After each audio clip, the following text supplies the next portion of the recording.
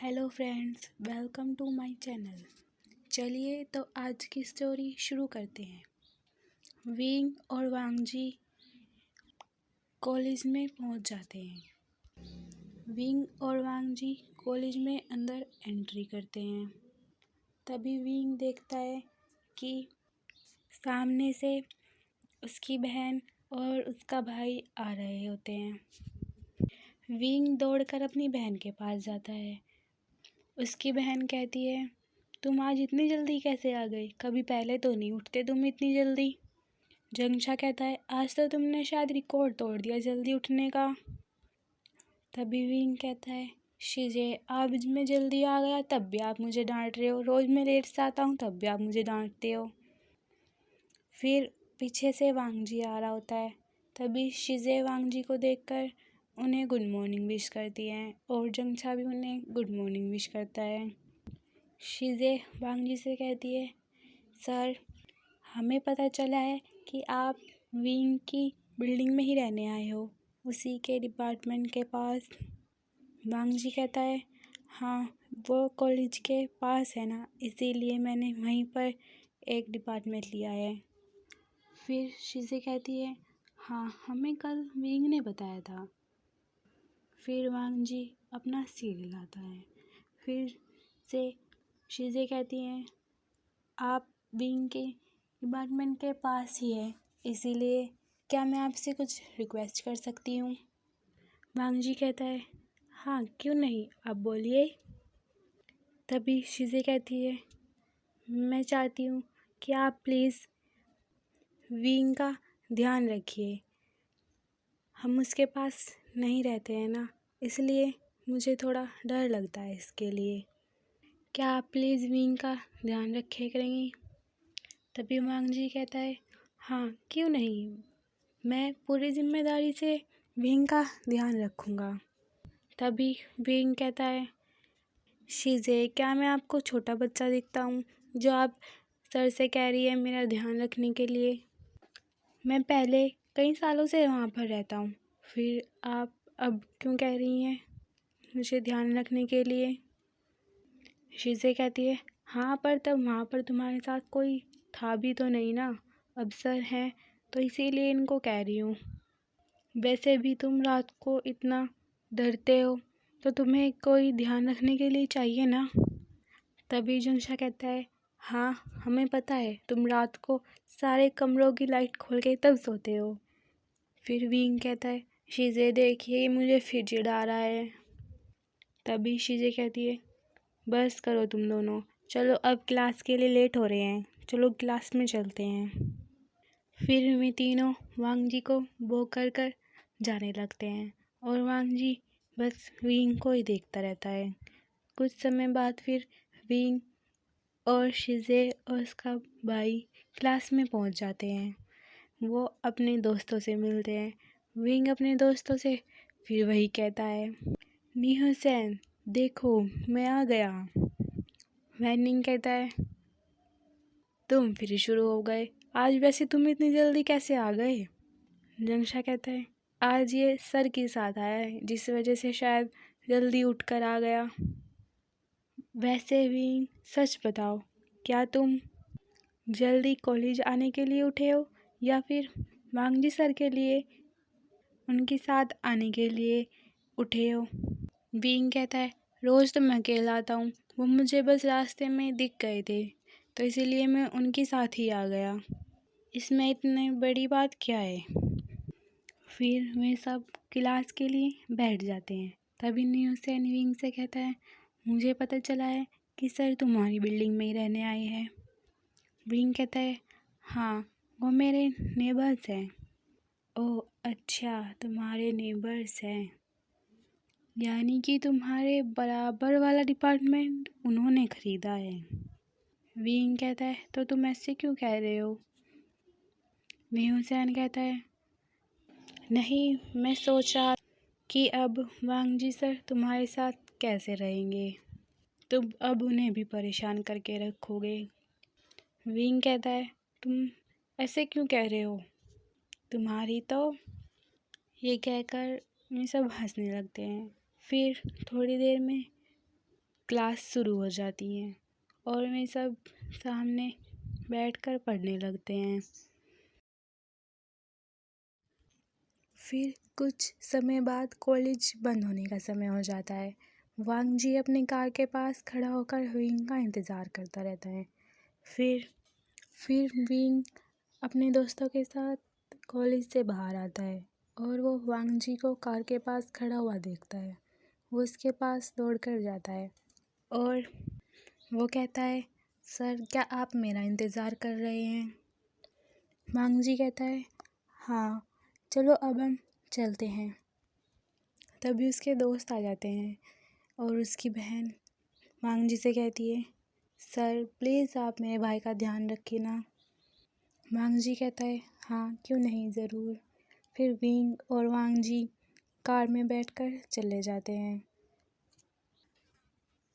फिर वांग जी और wing car से जा ही रहे होते हैं कि विंग एकदम से वांग जी से कहता है, कार रोकिए, जल्दी से कार रोकिए। वांग जी कहता है, क्या हुआ तुम्हें इतनी जल्दी से? क्यों तुमने कार रुकवाई है? मैंने इतनी तेज़ ब्रेक मारे हैं, अगर तुम्हें चोट लग जाती तो? वांग जी गुस्से में विंग से कहता है। फिर विंग कहता है, सर मुझे माफ़ करना, वो पीछे। वांग जी कहता है, क्या है पीछे? तुमने ऐसा पीछे क्या देख लिया? विंग कहता है, वो पीछे मैंने एक फूड देखा, वो मुझे बहुत पसंद है, क्या आप प्लीज़ वहाँ पर लेकर चलेंगे मुझे वो खाना है। वांग जी कहता है, अच्छा ठीक है चलो। फिर वे दोनों उस फूड वाले के पास पहुंच जाते हैं और वो फूड खाने लगते हैं। फिर फूड खाने के बाद वे दोनों अपने डिपार्टमेंट वापस चले जाते हैं। विंग अपने डिपार्टमेंट का गेट खोलकर अंदर जा रहा होता है। तभी वांग जी कहता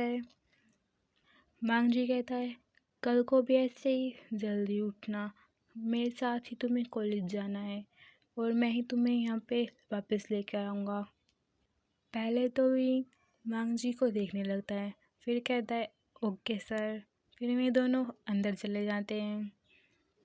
कुछ दिनों तक ऐसे ही चलता रहता है। वांग जी उसको कॉलेज लाता और घर फिर वांग जी ही वापस लेकर आता। अब विंग और वांग जी अच्छे से बात करने लगते हैं और विंग वांग जी के घर पे भी जाने लगता है, कभी किसी बहाने से और कभी किसी बहाने से। ये दोनों अच्छे से बात करने लगते हैं। वांग जी विंग का बहुत ध्यान रखने लगता है और उसकी पढ़ाई में भी मदद करने लगता है। और अब 2 वीक हो गए थे। एक दिन रात को विंग वांग जी के गेट पर लॉक करता है। बहुत देर लॉक करने के बाद वांग जी गेट खोलता है। वांग जी विंग से कहता है, क्या हुआ, तुम इतनी रात को क्यों गेट खटका रहे हो? वांग जी विंग को देखता है। विंग उसके हाथ में एक पिलो होता है। विंग कहता है, सर क्या आप मेरी थोड़ी हेल्प कर सकते हैं? वांग जी कहता है, हाँ बोलो क्या हुआ, तुम इतनी रात को यहाँ? वे दोनों फिर अंदर आ जाते हैं। विंग सोफे पर बैठ जाता है। वांग जी बोलता है, हाँ क्या हुआ? विंग कहता है, मुझे पता है बहुत रात हो गई है, पर मैं बस सोने ही वाला था कि मेरे डिपार्टमेंट की सारी लाइट्स बंद हो गई हैं। शायद कुछ ख़राब हो गया है। मैंने लाइट्स वालों को कॉल भी किया था, पर वो कह रहे हैं कि हम सुबह तक ही आएंगे। मुझे लगता है कि सुबह तक ही मेरी लाइट्स ठीक हो। वांग जी कहता है, ओह अच्छा। विंग कहता है, मेरे डिपार्टमेंट पर बहुत ज़्यादा अंधेरा हो गया है, क्या आप मेरी हेल्प कर सकते हैं? मैं बस आज रात ही आपके पास रुकूंगा, मैं यहीं सोफ़े पे सो जाऊंगा, क्योंकि वो क्या है ना, मुझे अंधेरे से बहुत डर लगता है और मेरे डिपार्टमेंट पे बिल्कुल भी थोड़ा भी रोशनी नहीं है, वहाँ पे सारे बल्ब बुझ गए हैं। इसीलिए क्या मैं आपके साथ आज रात रुक सकता हूँ? वांग जी कहता है, हाँ क्यों नहीं, तुम जब चाहे यहाँ पे रुक सकते हो, पर तुम सोफ़े पे क्यों सोओगे और तुम अपने साथ ये पिल्लो क्यों लेकर आए हो? तुम ऊपर रूम में बेड पर भी तो सो सकते हो। विंग कहता है मैं आपको परेशान नहीं करना चाहता, मैं यहीं सोफ़े पर सो जाऊंगा और मुझे बिना पिलो के नींद नहीं आती, इसीलिए मैं अपने साथ अपना ही पिलो उठा लाया। वांग जी ये देखकर थोड़ा मुस्कुराने लगता है और वो देखता है कि विंग को बहुत नींद आ रही है क्योंकि रात भी बहुत हो चुकी थी। वांग जी विंग से कहता है पर तुम इतनी रात तक जाग क्यों रहे थे? विंग कहता है मैं बस कुछ काम कर रहा था स्कूल का। वांग जी कहता है अच्छा ठीक है, चलो तुम मेरे साथ ऊपर रूम में चलो। तभी विंग पहले तो वांग जी को देखने लगता है, फिर उसके पीछे उसके रूम तक जाने लगता है। फिर विंग और वांग जी ऊपर कमरे में पहुंच जाते हैं। विंग कमरे को देखता है तो सोचता है वाह ये कितना ब्यूटीफुल से रखा हुआ है। वहाँ पर हर चीज़ को विंग देखने लगता है।